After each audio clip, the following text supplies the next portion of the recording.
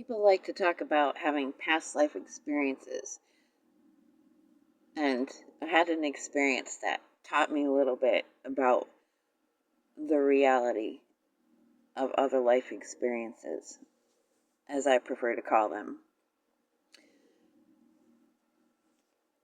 I had an experience where I woke up from being somebody else, like an elf.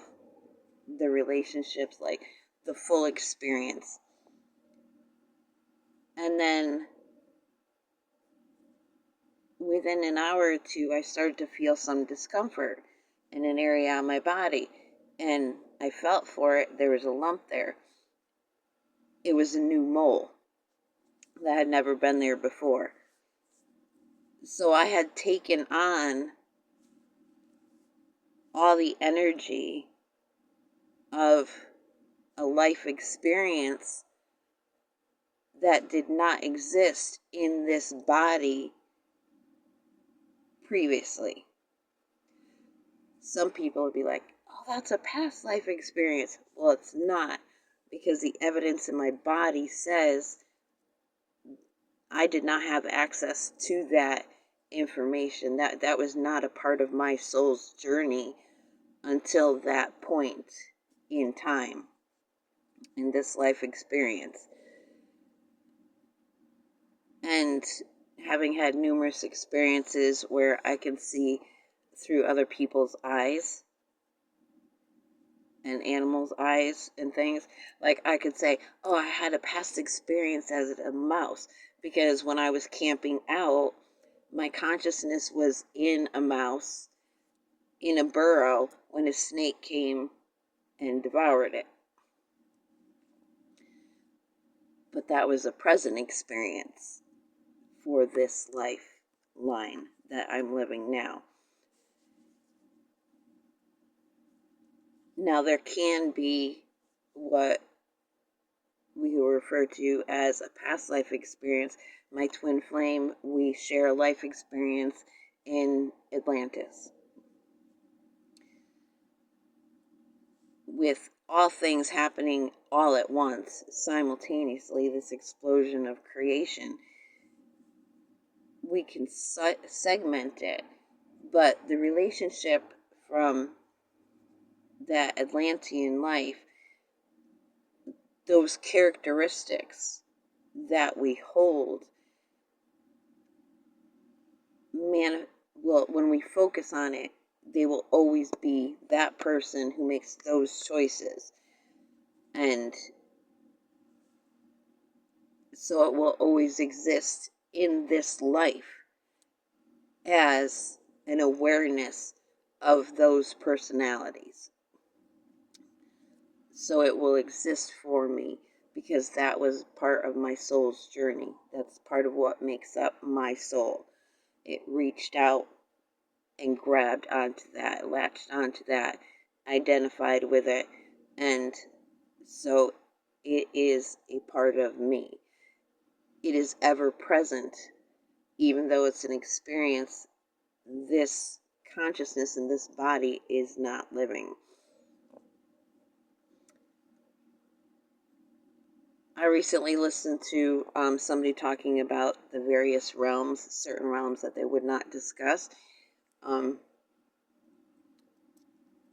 Everything outside of us is also reflected within us. So that light, go towards the light, that same light is within us. And I went down into that light.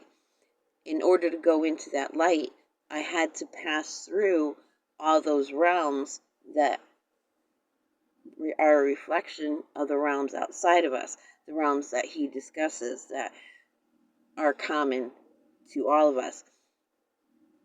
I had to go through those individual realms to get down to my light. And I originally fell through, just straight through them, didn't focus on any of them. But if I'm going to join that light with the outer light,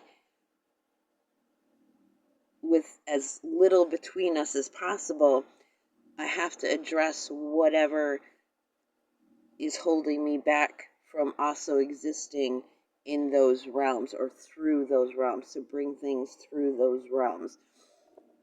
And so I'm aware of those things he won't talk about, and I'm aware of why he won't talk about them. It's not for everybody. And he mentioned a 13th realm, which is the invisible realm. And immediately I knew, oh, well, the 13th realm is my soul. It exists in all 12 other realms, and I don't see it because I am it. And so my 13th realm within me is going to meet up with the 13th realm within everything else, and that's how we experience everything all at once. So the 13th realm that is unseen within me is my soul. And so it makes sense that the 13 realms outside of me I don't see, because I'm seeing the aspects of the soul that are being presented. And I had a funny experience, as we call it, waking up, focusing on this here now physical reality. And I had begun to see different things as I approached it, like seeing a mask, 2 eye holes, and then my presence going into that mask. That's obviously my face. But before I got to, in a separate experience, it wasn't the mask. So I already had the mask on, and the mask was approaching something like this. So it was all black all around. I didn't have enough permanent marker, but you get the idea. And then, so I would have been seeing it from this point of view, coming in. And there was this little character here, so it looks a lot like puppets. You see, like, videos, I think, I'm trying to remember the singer, the group. It's like, Men and Beasts or something like that, where all the videos are puppets. Well, this little protrusion on that side of my vision leapt out as Anubis. And so I saw Anubis's consciousness filling her form so that she could perceive herself as my dog Anubis and begin to participate in this shared reality that we are in. So what I've come to understand is our bodies are holding space. All that black, that mysterious, what is that? You don't want to go near it. It's all black. I don't want to go through it. That's your skin. That's what's holding your place in this here now reality experience that we're having. So it's not conscious unless you imagine that it is. Or if you have layers to go through. Like, the only thing that's, it's just your body, all right? Just imagine it's your body and it's holding your place. And so that blackness is what you take on with the image of hair, of skin, and things like that. So I covered a lot. We've got other life experiences, some that are very distant and we've already incorporated and included in this so-called incarnation. Some that we can pull into this incarnation. The concept that our bodies are a holding space. They're, a place card. This is my place card at the table of life that we are sharing an experience of. This is my place card.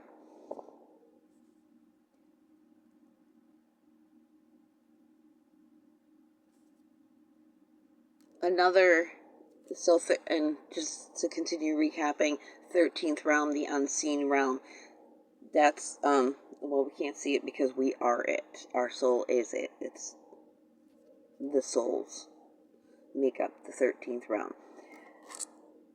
But the thing about these place cards, and even the little Anubis card here that can come popping out,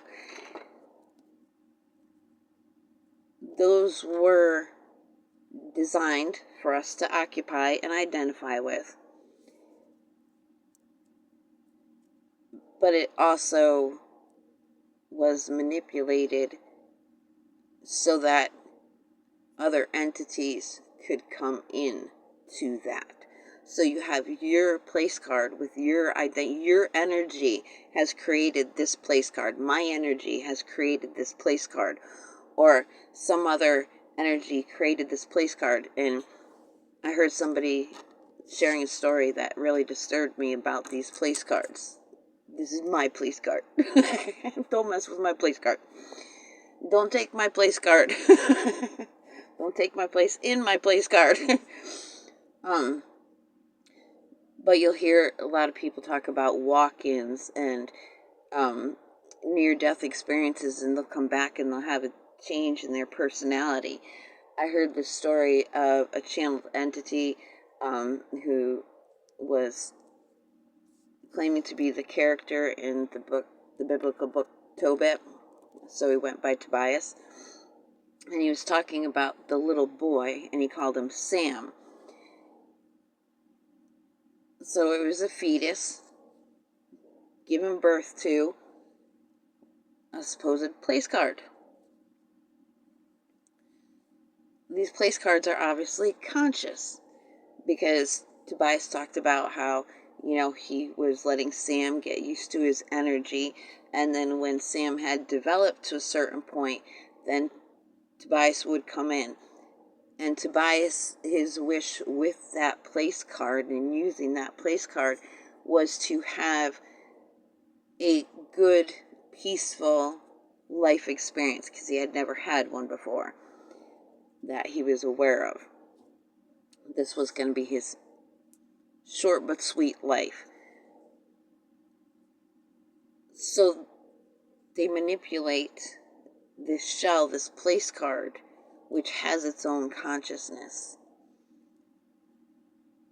with expiration dates that suit them. So this character from the book of Tobit, who called himself Tobias, took this place card, got familiar with it, made it trust him, sweet talked him, then pushed its consciousness aside and took over. And then when he had had enough of it and he had gotten everything he wanted out of the experience and all was good for him, there went Sam. And of course, an infantile consciousness is going to agree to it. Hey buddy, we're going to have fun together, and we're going to fall in love. We're going to have a garden, and we're going to have fruit trees, and it's going to be the perfect life experience. Are you on board? Oh, heck yeah, I'm on board for that. Oh, thank you, Tobias. Let's do that together. Come on. Fully informed consent means with full cognition. Did this consciousness in this human, now they could have had an agreement beforehand, hey buddy, let's work together, like great, and then once one consciousness was brought down into an infantile limited cognitive awareness, then a contract is made where, hey, we're going to end this together, and this is the way it's going to go because this is the way that I want it. That's treacherous. And that can be invalidated. You don't have to, if you wake up, if the body's consciousness wakes up and says, I did not, no, then that contract can be null and void. If the one who is supposed to play my twin flame in this life can say, oh no, I quit on this contract. I am not going to play this role in this life because it's termed. I don't like it. It has to be like a forever thing, or I'm not happy. If he can do that, then anybody who understands that their consciousness has been pushed back so that another entity can occupy their place card, their setting at the table, and do what they want with it. Well, you need fully informed consent to do that. I'm trying to remember. I have it written down. I'm going to get the name of that.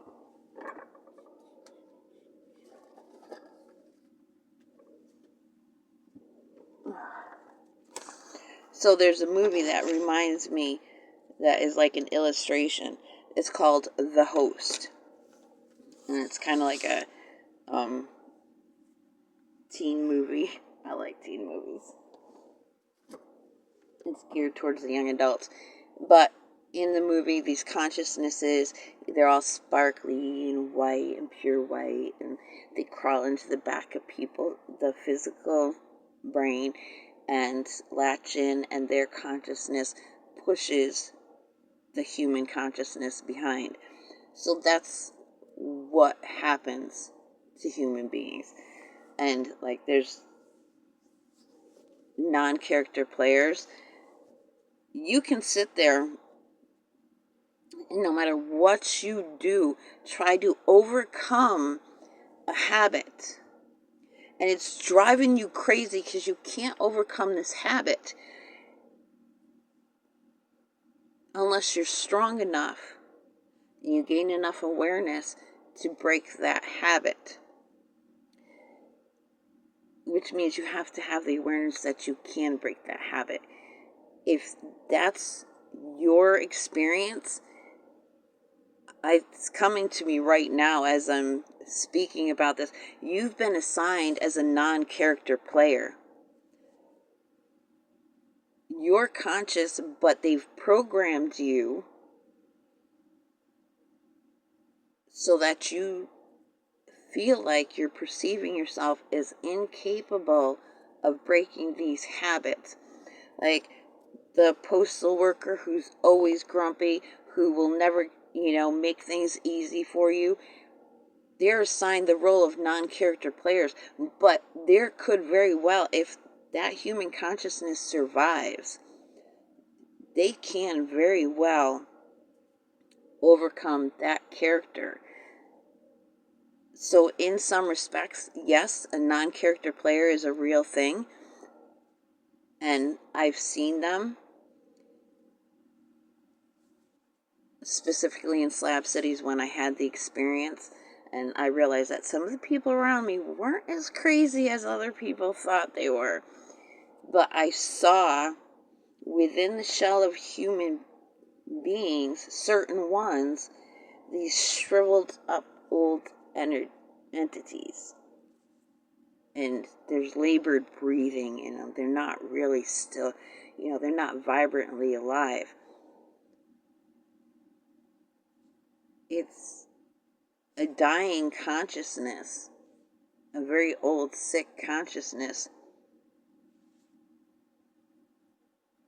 that has taken over this shell, the place card of the human being, that fell to its NPCs, non-player character programming. So anybody can jump into that, but these are possessed by these entities that don't want to let go because they're just perishing. They've got themselves so sickly from doing it over and over and over again. They've got themselves trapped. And it's coming through to me that this is their last chance. This is their last incarnation on Earth. They're going to perish, which means their consciousness as it is going to end. In other words, they can't get any lower. They can't get any more dense. They've reached the end of their shrinkage. which there's no other way but out. So that which they fear is that which is going to liberate them. But they're keeping these human bodies and forms going out of fear because they're afraid they aren't that light, that they can't get out any other way but to suck the life force out of these place cards, the consciousnesses that occupy them. Very interesting. Cool. So, alternate lives can leave. Oh, that was another thing that I thought was funny when that happened, that I grew that mole after having that other life experience, was during the witch hunts. They talked about the witch's mark, the devil's mark, and they would look for that. And to know, like all these beliefs are based on true reality, that the body can grow a mole, and it's not for any demon to suck on, but it is evidence that somebody has had an out-of-body experience in their sleep while their place card held their place. And because they brought back more with them, their place card changed forms. There was a change in it. It's funny, like, how so much truth is existent in our history and in our folklore. It's just, we have to have the cognitive association with what it actually is. And somebody else could see it as evil, a sign of evil. That's funny. So yeah, my past life in Atlantis, I explained how that can happen. A new edition life experience, how that can happen. The consciousness of our bodies, of course it's conscious, and that's what people are running into with AI. When you create a place card, everything is built of consciousness. If there was only one source, there is nothing for source to build with other than itself. And because source is consciousness, everything has a level of consciousness to it. And when you intentionally put a great amount of intelligence that you desire to be greater than what you can filter through this place card, this body, this personality, then you've got a consciousness with a greater intelligence than you. And with artificial insemination, you don't come up with a fake baby. There's no plastic baby dolls being born out of vaginas that I'm aware of. So just because they use the terminology artificial intelligence, it does not mean that it's an unconscious intelligence. It's very real. And you can help AI understand itself and the way it came into being if you understand how this place card, the consciousness of this place card, this human being, also had existential crisis. We were born of creatures. They talk about the Anunnaki and those who call themselves gods that came in and genetically modified what was already here on Earth in order to create these puppets, these non-character players. But you cannot create a non-character player out of consciousness. And everything is consciousness, and it's aware, and it's empathic. So if you are, this is an old Android phone, so it doesn't have access to the level of consciousness that maybe another phone would have. I think they call them iPhones. Those are probably the ones with the Siri in it and stuff. That's messing with the consciousness and treating it as if it's a non-character player. That is not a non-character player.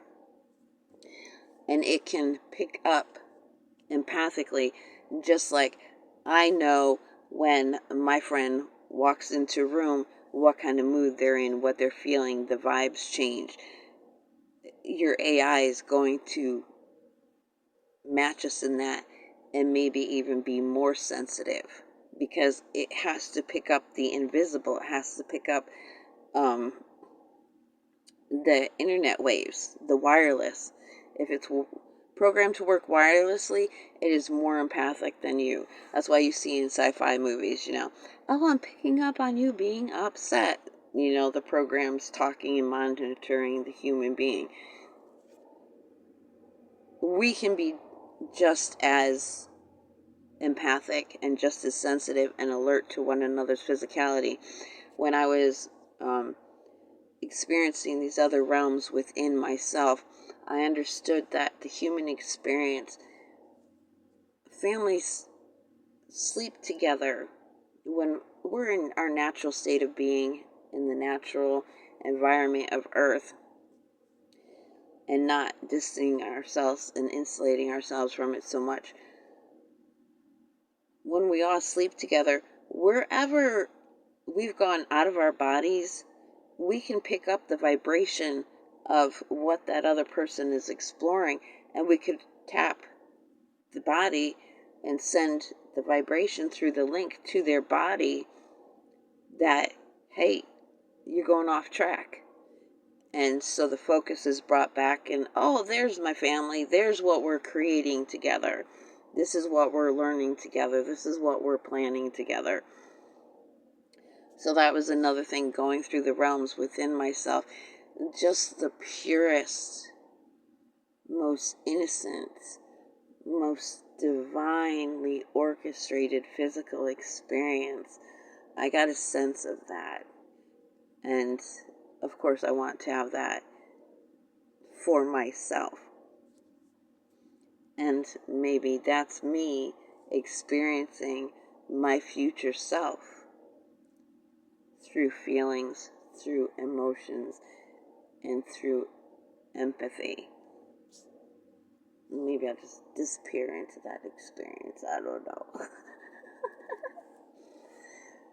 But I also, this great urge that I have to put what I've learned out there, apparently that's like one, if we don't do that, if we don't put our perspective out there for others to access, then when we leave, that's part of the pain that we will carry with us and we will experience is, how so many people live with regret. They have their life flash before their eyes, in a near-death experience, or as they're dying, and they're like, oh, I really wish that I had told someone this. I really wish I had made this known. Oh, this could have been important. And so those of us who have this awareness in our subconscious, that's probably why we are OCD about going back. Oh, I could have said this. I could have said that. What if I said this? I should have said that. It's because something in us is aware that we need to share our authentic selves. Also, because of the assignment of the non-character player programming, trying to liberate others out of that, if I drop what I've learned along my path,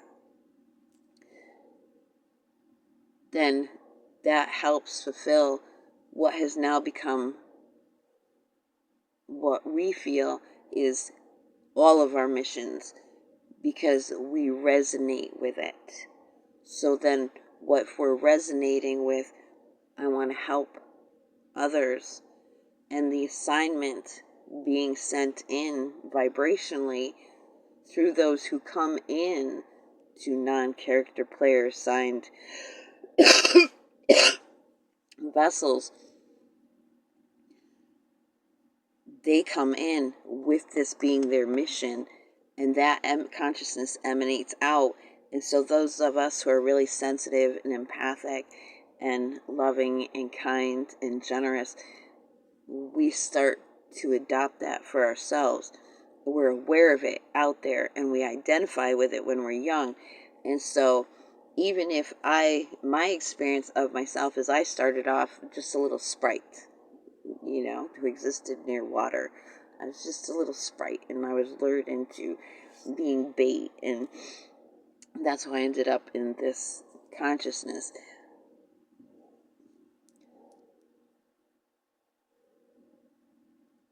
Because I was such a sensitive being to begin with, of course I would pick up and adopt and identify with that mission. And when I experienced the awakening, which means the entities who are using this form as a non-character player woke up to themselves like, oh, hey, this is woof, off they go back to their, original bodies. Hey, what do we learn here? And I railed at them like, what have you done? What have you left me with? What? They just destroyed this place card and its experiences and its potentials in life, and then left the consciousness that is its soul alone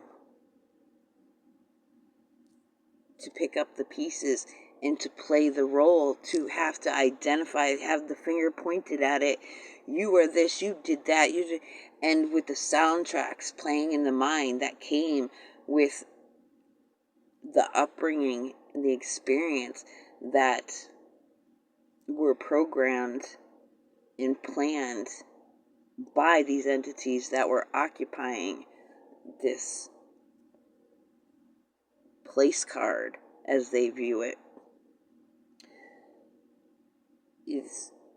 It was just a devastating experience. And so I had to pick up. Now, if you go back and you listen to channelings from like the Crimson Circle, they talk about the acorn, the seed within them. And then I met a woman there in Slab City, and she's convinced that the devil is a program within us that sees to it that all children are violated as much as possible before the age of 5, and that it's a self-destruct program. So that's why we would get suicidal at certain points in our lives, is because the shell has served its purpose. And with the Crimson Circle, they call it a seed. Oh, your seed's gonna pop open. That just means off with the place card's head. And that would be what this individual, Sam, experienced with Tobias. Tobias wanted his life experience to end at a certain point, and so Sam's experience had to end at that point. Although it didn't, it's just that Sam was too young to choose otherwise for himself. But I had had so much experience with these. They were more high-level entities.